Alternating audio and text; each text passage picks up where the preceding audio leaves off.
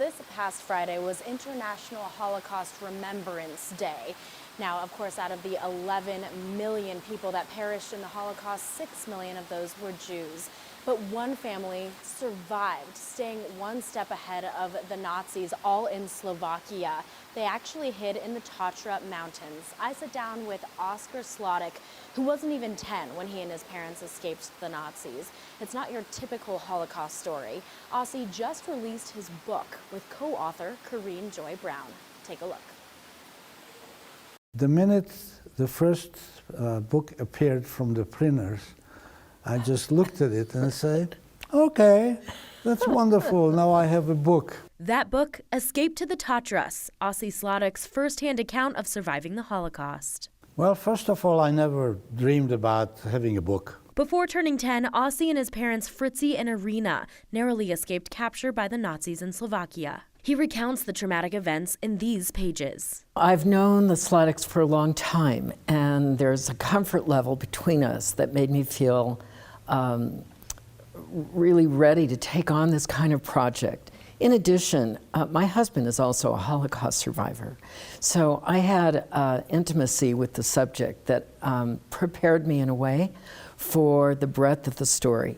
Corinne Brown helped Ossie tell his story of bravery and perseverance. After dinner, I used to sit down and write down my memories. At my 80th birthday, my wife Selma, who didn't make it here today, said to me, honey, I got you a real nice gift. So I said, I don't need any gifts, you know, at this age, who needs gifts? So she says, you're going to like this gift. So I said, what is it? She says, well, I hired this lady, who is a wonderful writer, to write your story. Corinne has made a name publishing other important stories and working as a freelance journalist here in Denver. One of the most important features about Ossie's book is his uncanny recall and his ability to set the stage. Because if you don't realize what's lost, you can't mourn what went before. The goal for Ossie, writing a book for his children to know what he went through. I wrote it as something that I can bequeath to my children. The goals for both of them? To teach all future generations about the horrors of the past and how to learn the signs before it happens again. The revelation of his words on the page, I mean, I was reading them typed. I've seen the notebooks, but Ossie has a remarkable command of both the English language and all the other languages. And that in part is why there's a richness of expression. I had a lot of respect for survivors who were in concentration camps. They had a very difficult life, and surviving, to me, I used to tell them, you know, I respect you and I believe that you are truly a survivor, you know. I survived, but in a very different way than you did. So I had a lot of respect, and I felt like I was the little guy between the big guys, you know? Because really, I mean, their stories were very tragic and heavy, and many of them lost their parents or their brothers, sisters, and so on. I was just lucky that the three of us were able to stick together and survive. Memories no one wants to relive, but ones that are vital first-hand accounts to lessons that should not be forgotten. If we don't share this entirety, this genocidal event with every generation, you know, people forget, and they don't see the signs in front of them of hate rising. Through the generosity of friends and by hiding in the Tatras mountains bordering Poland and Slovakia, Ossie and his family were able to stay one step ahead. I relive many of those moments of my experience constantly.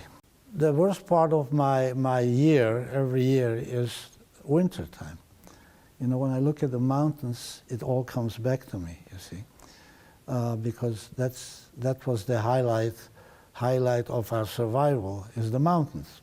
After persevering through the hardships, Ossie has used the lessons of his past to propel him into a fulfilling future. De las garzas de las rosas. Part 2 of A Life Full of Music. De la espuma de las garzas de las rosas. Coming up after the break. De las garzas de las rosas y del sol. In honor of International Holocaust Remembrance Day this past Friday, we sat down with Holocaust survivor Oscar Sladek, who just released his book about how his family survived the Holocaust. Here's part 2 of his story. De las garzas de las rosas y del sol. There is life after traumatic experience.